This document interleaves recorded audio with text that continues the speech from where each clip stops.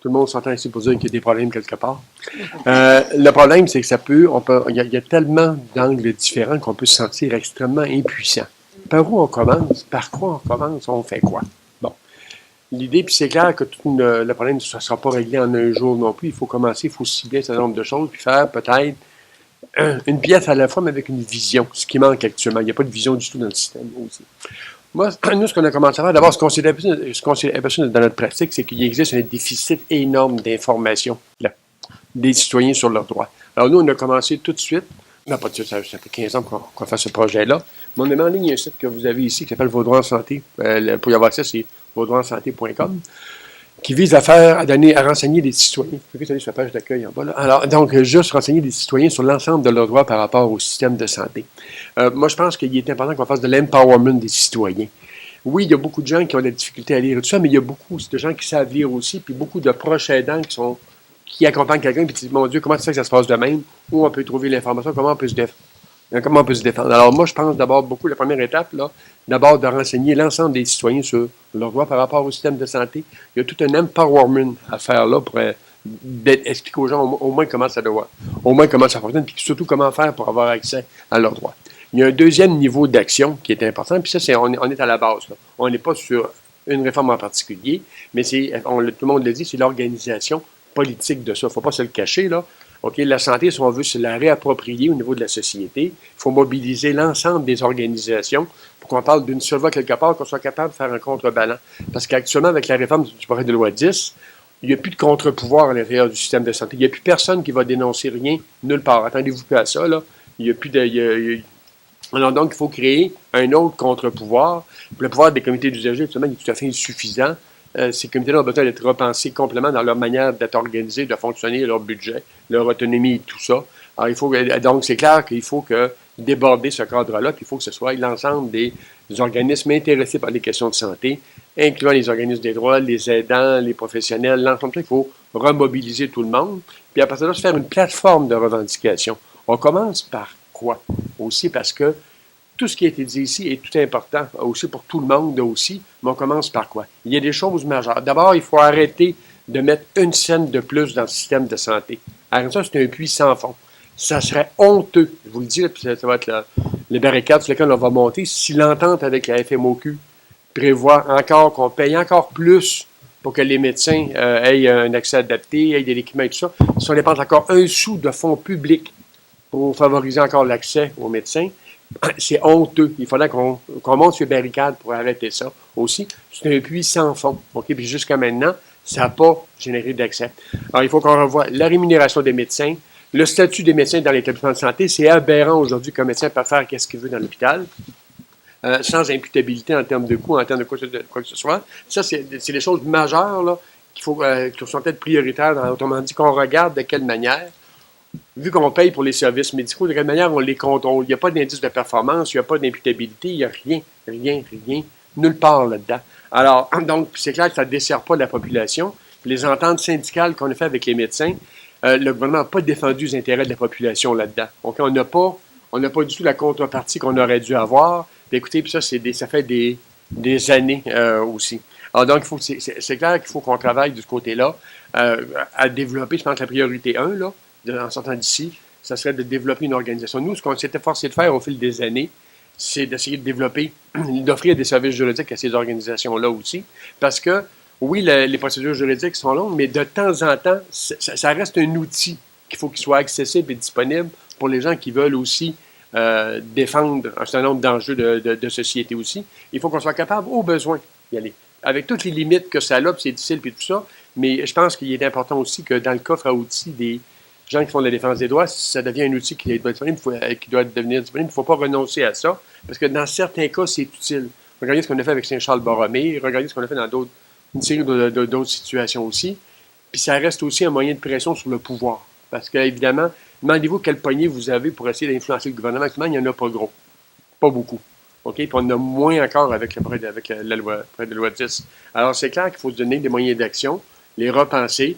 Et les moyens d'action, ils seront politiques, ils seront juridiques, ils seront médiatiques, ils seront ça prend toutes les formes, là, mais c'est clair qu'il faut développer un plan d'action, un plateau de revendication, puis aussi parler haut et fort à chaque fois, et surtout le plus possible d'une seule voix. Parce que là, actuellement, on s'en va dans un rang désorganisé complètement. Chacun dénonce une chose d'un côté, puis de l'autre, puis de l'autre, puis de l'autre. Le ministre peut facilement dire, écoutez, c'est des chialeux, c'est des critiqueux, c'est des gens qui sont politisés, etc., peu importe, là, mais on ne gagne rien. Alors, c'est clair qu'il faut travailler à une plateforme avec un certain nombre d'objectifs, un plan d'action qui comprend beaucoup de choses aussi, puis parle fort. Il y a eu énormément de choses intéressantes qui ont été dites ce matin, des idées très fortes. Et je ne veux pas essayer, moi, de dégager certaines pistes dans cet ensemble-là.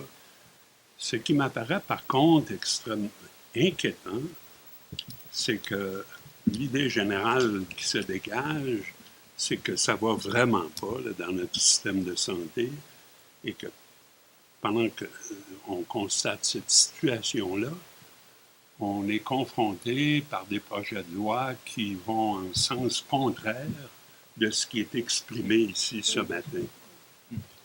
Et pendant ce temps-là, on apprend que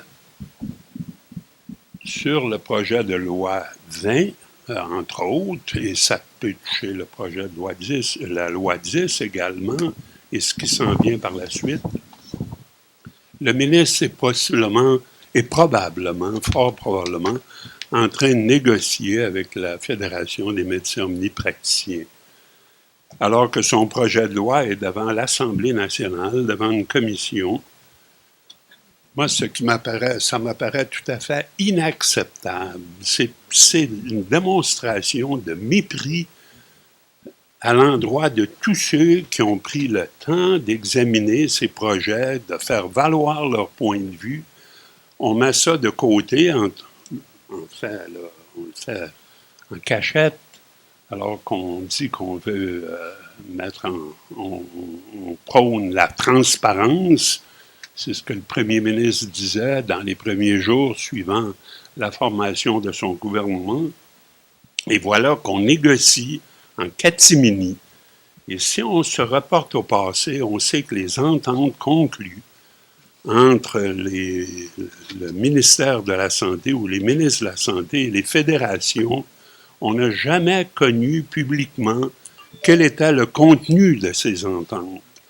Il y avait toujours une déclaration qu'il y avait eu une entente qui avait été conclue pour le plus grand bien de la population, le plus grand bien des patients, mais jamais un mot sur le contenu. Il me semble, moi, que comme groupe, il devrait y avoir un certain message pour dénoncer ce qui se passe présentement.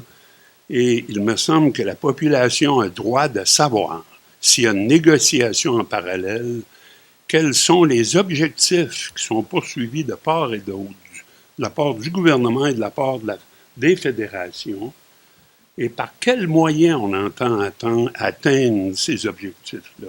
Il me semble que la population doit être informée.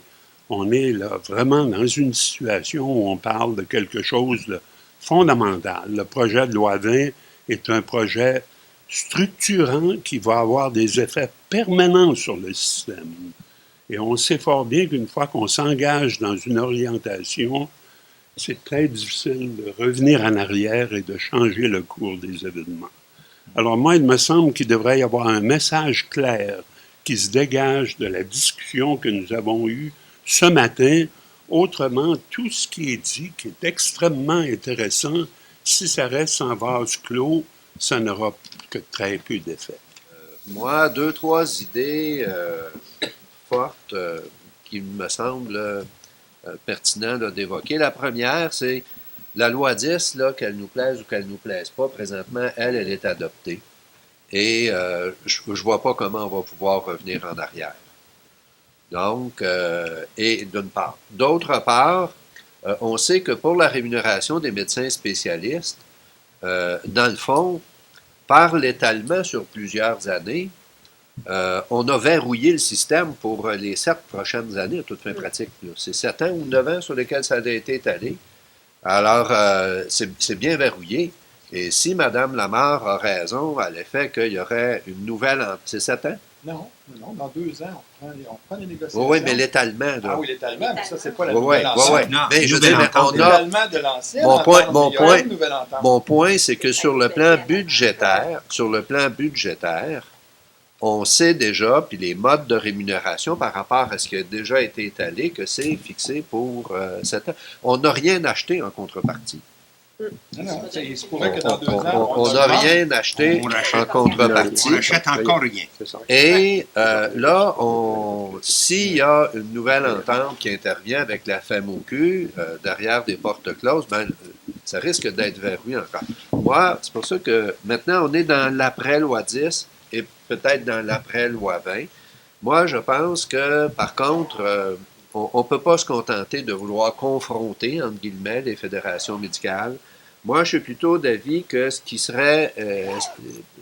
faudrait qu'on essaie d'assumer, c'est un certain leadership pour ouvrir une discussion nationale sur ce que Dr. Jen appelait le contrat social entre les médecins et les Québécois, sous 4 angles. Sous l'angle de la gouvernance, du rôle des médecins spécialistes ou omnipraticiens dans la gouvernance de notre système, sous l'angle de la transparence des résultats cliniques, de la mesure de la performance, de leur imputabilité à l'égard de la population. Et c'est drôle, mais quelque chose me dit, là, comme participant ou observateur depuis bientôt 40 ans de la vie politique, qu'à quelque part, il y a une bombe à retardement qui se prépare pour les médecins s'ils ne s'ouvrent pas, via leur fédération, peut-être sous le leadership de la MQ, à une véritable discussion nationale sur ces enjeux-là. Par exemple, j'amène un point, moi, là, qui me semble de plus en plus évident. Quand on regarde les masses budgétaires, bon, la rémunération des omnipraticiens, Régent, c'est autour de 2,2 milliards, 2,4 milliards, quelque chose comme ça. Là-dessus, il y en a 30-35% qui est censé être pour le fonctionnement des cliniques, hein, qui est payé pour le fonctionnement. Quelle est la reddition de compte? Quelle est la transparence par rapport à ce 800 millions de dollars-là? Est-ce que ça va vraiment au bon fonctionnement des cliniques? Moi, je suis de ceux qui pensent qu'on devrait ouvrir un vrai débat sur cette question-là. Il y a des États scandinaves qui ont séparé complètement la composante professionnelle comme telle de la composante infrastructure qui est sous-jacente au bon fonctionnement de la clinique et que la reddition de compte puisse être faite séparément sur vraiment le clinique et sur... C'est pas compliqué, là, hein, avoir une composante immobilière d'équipement puis de salaire d'équipement de personnel de soutien. Alors donc, moi, je pense que c'est le genre de sujet qu'on devrait essayer d'inscrire dans une conversation, une discussion nationale, parce qu'on voit bien là, qu'il y a là un gros enjeu sur le plan de la réconciliation entre les Québécois et leur corps médical en matière de gouvernance, de transparence, de responsabilité populationnelle.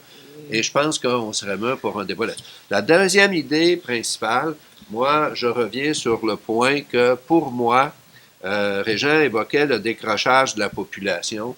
Pour moi, là, le décrochage de la population, il vient essentiellement du fait qu'on a complètement enlevé tout pouvoir, on vide de pouvoir la notion d'usager, la notion de client qui n'existe plus, tant qu'on ne reconstruira pas du pouvoir réel aux personnes que nous sommes sur impulser des améliorations dans le système de santé. Et ça, pour moi, ça veut dire c'est des questions de principe, de liberté de choisir son fournisseur de services, qui passe par un financement à l'activité qui soit transparent, qui crée un even level playing field pour les fournisseurs de services et qu'une offre soit plurielle pour être véritablement des clients plutôt que des usagers.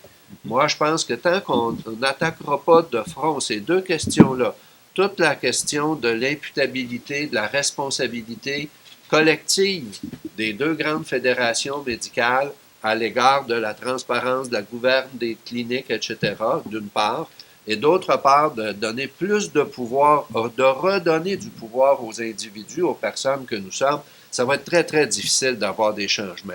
Mais pour moi, je termine là-dessus, tout autant, pour moi, la réforme structure de la loi 10, pourquoi pas la 11, pourquoi on peut en faire des structures à l'infini, hein, mais une fois que c'est fait, si on veut lui donner du sens, moi, je pense qu'il faut aborder les questions de l'imputabilité clinique professionnelle et du pouvoir des usagers dans ce nouveau contexte-là. Quelques commentaires de ma part avant de passer la parole, fort intéressant, quelques petites notes. Je l'ai libellé sur la notion de changement demandé, parce que c'est ça que j'ai eu comme compréhension. Puis, on suggère un changement profond. Je ne sais pas si on réalise toute l'ampleur de ce changement-là, mais les châteaux forts qui existent, on parle de les briser. Oui. Et littéralement de les briser. Et pour faire ça, ça prend, comme on dit, une bonne organisation, une unité de pensée, une vision claire et notre capacité de le dire et de le répéter et d'entrer dans l'aréna politique. Parce que si on n'entre pas dans l'aréna politique où il y a un débat lors d'une prochaine période d'élection, on n'aura pas un changement de ce type d'envergure-là parce que les gouvernements en place doivent être réélus et chacun de leurs gestes va être fait en fonction du groupe ou du pression qui va influencer plus le vote. Premier élément. Le deuxièmement, comme Michel Clair a dit, changement de le monopole de l'offre de services publics. Sans compétition, sans rien, on n'offre pas à la population un choix. Et ça, c'est très vrai. Il faut changer ou indiquer que le rôle du ministre n'est pas de faire la micro-gestion du système. Il y a une déresponsabilisation de l'ensemble de nos gestionnaires qu'à un moment donné, il dit, bon, c'est pas à moi à regarder ça, laisse le ministre s'en occuper, le ministre va s'en occuper. Et ça, c'est un vrai problème. Il faut changer le pouvoir de nos deux fédérations médicales et cette notion de le pouvoir individuel vers un pouvoir de rôle de l'ensemble de la société. Et c'est véhiculé dans l'exemple, prendre les 800 millions pour les cliniques du poche des individuels médecins et mettre ça dans une structure qui permette le développement des vraies cliniques médicales qu'on n'a pas. Ça se fait à petit bride actuellement. Le support de nos... changer l'hospitalocentrisme du système. Prends 20 25 du budget à titre d'exemple de l'hôpital et dit, on le transfère ça à l'extérieur de l'hôpital. Donne une target, donne une focus, donne une échéance et avec ça, force les acteurs à réagir leur fonctionnement. Et là, les spécialistes quittent l'hôpital, ils vont dans la communauté, ils développent, ils créent une communauté, mais tant qu'il n'y a pas une vision de dire on va se déplacer cet argent-là, ça n'arrive pas. Mais ça, c'est partie de ce grand changement qu'on cherche à le faire. Il faut, comme on parle, de changer les lois qui sont en cours actuellement et de rajouter le droit à la santé dans cette sorte. C'est là. La discussion, le timing, le moment est clé pour ça. Le réengagement, l'empowerment des personnes, les changer cette notion et d'être capable d'en parler en donnant le support à des personnes pour avoir cet empowerment. On ne peut pas juste le dire, ce n'est pas une baguette magique. Le changement d'investir dans la communauté, d'investir ou dans les cliniques médicales, d'investir dans le milieu communautaire à lequel on n'investit pas parce qu'on n'a pas accepté encore le fait qu'on ne le contrôle pas.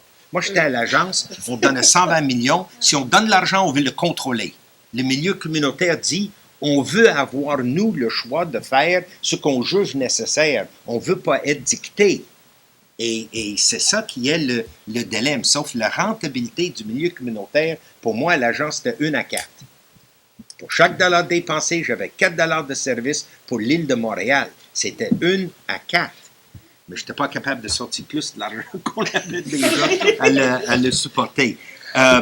Changer la pratique d'imputabilité. On en parlait à plusieurs reprises, mais la notion d'imputabilité, la notion de mesurer et de changer ça et de ne pas juste aller volume, mais d'aller qualité. Ça, on le mentionne, il faut se développer. La notion de responsabilité. La responsabilité du médecin, la responsabilité du patient, la responsabilité de l'environnement et la responsabilité des villes. Il y a un sens de responsabilité, il faut les délimiter, puis en arriver à une consensus là-dessus, puis changer cette responsabilité. Développement d'une politique claire de la santé, pas juste sur le vieillissement, tel qu'il était mentionné, à laquelle ont besoin de cette politique, mais tel qu'il était mentionné par d'autres intervenants, beaucoup plus global, qui comprend l'ensemble des éléments. Est-ce que ça prend une autre commission après 15 ans pour le faire?